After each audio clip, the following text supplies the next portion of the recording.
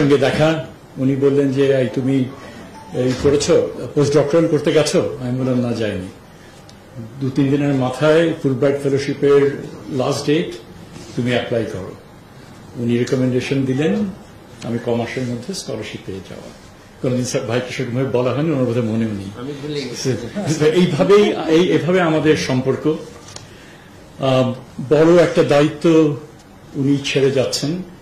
আমি আরেকটা কথা বলি, সেটা হচ্ছে যে কয়েকদিন আমি জীবনে কোনোদিন এই ধরনের পরিসরে এসে বসে যে এই দিকে বসবো, এটা কখনো কিন্তু ভাবা হয়নি। এইভাবে বসা, বিভিন্ন সময়ে মন্ত্রণালয়ে বিভিন্ন আইন পরিবর্তন করা, নীতি পরিবর্তন করা, সেগুলো নিয়ে দেন দরবার করতে বিভিন্ন পর্যায়ে মন্ত্রী, সেক্রেটারি, অন্যান্য তাদের সঙ্গে বসেছি। মূলত আমি শিক্ষকতা সব পাশাপাশি শ্রম অভিবাসন, শরণার্থী, ডিসপ্লেসড পিপল, ক্যাম্পে উর্দুভাষী জনগোষ্ঠী, এই সমস্ত তাদের যে বিষয়গুলো নিয়ে আমি মোটামুটিভাবে একজন অ্যাক্টিভ নাগরিক হিসেবে আমি বলবো যে আমি কাজ করেছি। এবং বিশ্ববিদ্যালয়ের যে শিক্ষকতা যেটা করেছি, সেটা খুব চেষ্টা করেছি যে নিয়ম কানুনগুলো মেনে, নৈতিকতা মেনটেন করে যতটুকু করা, জানা মতে জ্ঞাতসারে ক্লাস মিস করে নাই, পরীক্ষার খাতা মোটামুটিভাবে সময় মতো জমা দিয়েছি, বিশ্ববিদ্যালয়ের যে সমস্ত অ্যাডমিনিস্ট্রেটিভ দায়িত্ব এসছে সেগুলিও পালন করতে চেষ্টা করেছি। একটা জিনিস আমি যেটা মনে করেছি যে পাবলিক বিশ্ববিদ্যালয়ে একজন ছাত্র হিসেবে যে সুযোগ সুবিধা আমি অর্জন করেছি এবং সমাজকে আমি সবসময়ই চেষ্টা করেছি সে বিষয়ে নিজেকে সচেতন থাকা, এবং সেই দায়িত্ববোধ থেকেই কিন্তু যে বিভিন্ন রকমের কর্মকাণ্ডের সঙ্গে যে যুক্ত হয়েছি, সেই দায়িত্ববোধ থেকেই যে সমাজ আমাকে দিয়েছে, আমার এখন সময় এসছে যতটুকু সম্ভব সমাজকে দেয়া। এবং এই ধরনের দায়িত্ব যে আমার নিতে হবে সেটা আমি বুঝিনি। এমনকি যখন আমাকে মাননীয় প্রধান উপদেষ্টা আমাকে ডেকে পাঠালেন দিন 4-5 আগে, অন্যান্য অনেক কথা, মালয়েশিয়ান শ্রমবাজার নিয়ে কথা হলো, অন্যান্য অনেক কথার পরে উনি যখন বললেন যে স্যার এই দায়িত্ব আর পালন করতে চাচ্ছেন না, এবং প্রধান উপদেষ্টা আমাকে বললেন যে এই দায়িত্বটা আমি গ্রহণ করে, আমি রীতিমতো অবাক হয়েছি। আমি বললাম আমার এই ধরনের তো অভিজ্ঞতা নেই। উনি বললেন যে তোমার যে কর্ম, যে তোমার রয়েছে সেটাই হবে, তুমি খালি ইউ কমিট ইউরসেলফ, তাহলে তুমি এটা পারবে।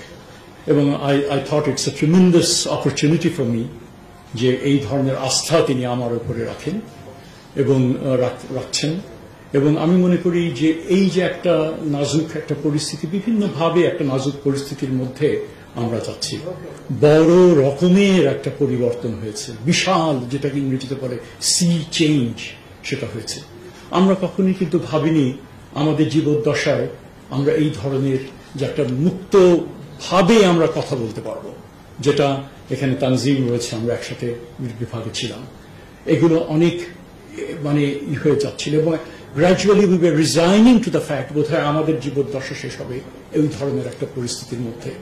যে দেশকে আমরা স্বাধীন করেছি, যে মুক্তিযোদ্ধারা স্বাধীন করেছেন, সেই দেশে এইভাবে আমাদের যে সময় যে শেষ হবে, এটাকে আমাদের জন্য খুব দূর হচ্ছিল। তো মাননীয় প্রধান উপদেষ্টা যখন আমাকে এই দায়িত্ব দিলেন, আমি মনে করি যে এটা একটা ইটস এ চ্যালেঞ্জ। উনি আমাকে এটাও বলছেন যে সময় মধ্যে দায়িত্বটা নিচ্ছ, আমরা তো স্যারের কাছ থেকে শুনলামই কি টালমাটাল সমস্যার মধ্যে তিনি এবং এই টিমকে নিয়ে তিনি এই দায়িত্ব পালন করেছেন, যে গুরু দায়িত্ব পালন করেছেন।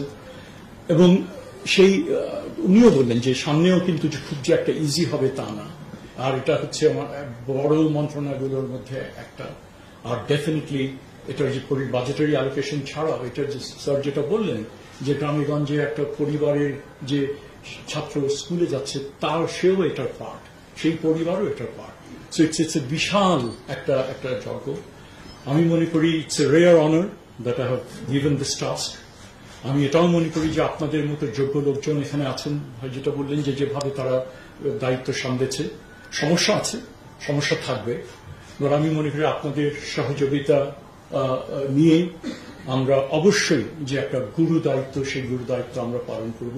all of us, I think most of us are public ইউনিভার্সিটিতে, পাবলিক কলেজে, পাবলিক স্কুলে আমরা পড়াশোনা করেছি, জনগণের টাকায় পড়াশোনা করেছি, and that is something we must always bear in mind, যে এটা জনগণের টাকায় আমরা বড় হয়েছি, এবং সেই কারণেই তাদের প্রতি আমাদের একটা দায়িত্ববোধ আছে, এবং সেই দায়িত্ববোধ আমাদের যোগ্যতা, নিষ্ঠা, ইন্টিগ্রিটি নিয়ে আমাদের সেটা করতে হবে। তো এতটুকু আমাকে বিভিন্ন সময় মানে দায়িত্ব পাওয়ার কথা কানাঘুষা যখন চলছে, বিশেষ করে কালকের সন্ধ্যার পর থেকে পত্রিকাগুলো বলেছে আপনার কি করতে চান, আপনার ভিশন কি, রীতিমতো একটা বিষয়ের মধ্যে করেছিলাম, তবে এবং সেটা আমার চিন্তাকে গোছাতেও সাহায্য করেছে। তো সেক্ষেত্রে আমি যেটা বলবো, আমি মনে করি শিক্ষা হচ্ছে সেই বৈষম্যহীন সমাজ গঠনের সবচেয়ে গুরুত্বপূর্ণ বাহন। আমি এমন এক শিক্ষা ব্যবস্থার কথা ভাবি যা হবে ব্যক্তির কর্মদক্ষতা অর্জন, তার আত্ম উন্নয়নের উপযুক্ত পথ, যা হবে আর্থসামাজিক উন্নয়ন ও বিজ্ঞান প্রযুক্তি ভিত্তিক উৎকর্ষে সহায়ক, এবং যা হবে সামাজিক ন্যায় বিচার প্রতিষ্ঠার লক্ষ্যে মূল্যবোধ সম্পন্ন নাগরিক তৈরির উপায়। আমি এটাই মনে করি, এবং আমি এমন শিক্ষা ব্যবস্থার স্বপ্ন দেখি যেখানে আমাদের ছাত্রছাত্রীরা দেশের ভেতরেই তাদের ভবিষ্যৎ দেখতে পাবে এবং বাংলাদেশ থেকেই বিশ্বকে নেতৃত্ব দেবে। আমি এটুকুই বলবো, এবং আমি মনে করি এটা হয়তো একদিনে হবে না, 1 বছরে হবে না, 10-5 বছরে হবে না, কিন্তু তার জন্য যে বেস যেটা তৈরি করে দেওয়া, এবং তার যে অলরেডি উদ্যোগ অনেকগুলো নেওয়া হয়েছে, আমরা মনে করি অনেক কিছুই আছে যেগুলো হয়তো 8-10 মাসের মধ্যে যায় সরকারের মেয়াদকালীন সময়, যেটা বললেন যে ছোট ছোট বিভিন্ন জায়গায় নানান রকমের রাষ্ট্র হয়তো আছে, সেগুলোকে ঠিক করে সেটাকে কার্যকর করা, দ্যাট ইজ দ্য গোল। এই ধরনের যদি হাই ইম্প্যাক্ট, যদি স্বল্প মেয়াদী বিষয়গুলোকে আমরা আইডেন্টিফাই করব এবং সেগুলো ব্যাপারে আমরা শুরু করব, এবং এছাড়া লং ড্রন যে কিছু ইস্যুস যেগুলো আছে যেগুলো আমাদেরকে সমাধান করতে হবে বলে আমরা মনে করি, তাহলে আমরা অংশীজনদের নিয়ে আমরা সেগুলো নিয়ে আলাপ আলোচনা শুরু করব, যাতে তাদেরও একটা এখানে স্টেক হোল্ডার হিসেবে তাদের একটা দায়িত্ব থাকে। আর এই যাত্রায় আপনাদের বিভিন্ন প্রতিষ্ঠান থেকে যারা রয়েছেন, একদম ইউনিভার্সিটি গ্রান্টস কমিশন থেকে শুরু করে নিম্ন পর্যায়ে বিভিন্ন প্রতিষ্ঠান এবং যে মানে অন্যান্য যে সমস্ত অঙ্গ প্রতিষ্ঠানগুলো রয়েছে, আমরা মনে করি আমরা একই সাথে আমরা এগিয়ে যেতে পারবো, এবং শিক্ষাকে যে জাতির যেটা বলছেন স্বাস্থ্য এবং শিক্ষা, এটা হচ্ছে যে অধিকারের সবচেয়ে বড় রকমের এটা একটা অধিকার আমরা মনে করি, এবং ফাউন্ডেশনাল সেক্টর, এই ফাউন্ডেশনাল সেক্টরকে আমরা যে দায়িত্ব আমাদের উপর অর্পিত হয়েছে, আমরা আশা করি সেই দায়িত্ব আমরা যৌথভাবে পালন করব, সহযাত্রী হিসেবে আমরা সবাই থাকব, এবং একই সাথে সাথে যে কান্ডারি হিসেবে যিনি দায়িত্বটা পালন করলেন তার যে প্রজ্ঞা, তার যে অনেকগুলো বিষয় তিনি বললেন, এবং এর থেকে আমার তো বললাম, আপনি বললেন যে আমি বিশৃঙ্খল ভাবে বলছি, আমার মনে হয় আমার জন্য একেবারে সহজ পাঠ যে একেবারে কনডেন্স ফর্মে আপনি পুরো জিনিসগুলো আমাদের, অন্যান্য আরো অনেক কিছু আছে, কিন্তু ইট ওয়াজ extremely important for me to get an idea what I'm getting into, and there would not have been any better alternative.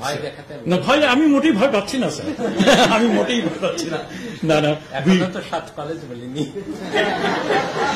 সেটা তো আপনি বলেছেন প্রাইভেটলি আপনি আমাকে বলবেন 2-1 দিনের মধ্যেই। আমি এইটুকুই আমার বলা, আশা করি sir we will continue to receive your patronage, your guidance, and we certainly এই যে অভ্যুত্থানের যে বৈষম্য বিরোধী যে তাদের যে স্বপ্ন, যে যারা এই স্বপ্ন দেখেছে, সেই স্বপ্ন আমরাও দেখেছি, এবং এই বাস্তবায়নের ক্ষেত্রে আমরা একসাথে এগিয়ে যাবো, এটা বলে আমি শেষ করছি। Thank you. ধন্যবাদ স্যার। এই সভাটা এখানেই শেষ করতে চাই, কিন্তু শেষ করার আগে একটা রীতি মন্ত্রণালয়ে আছে।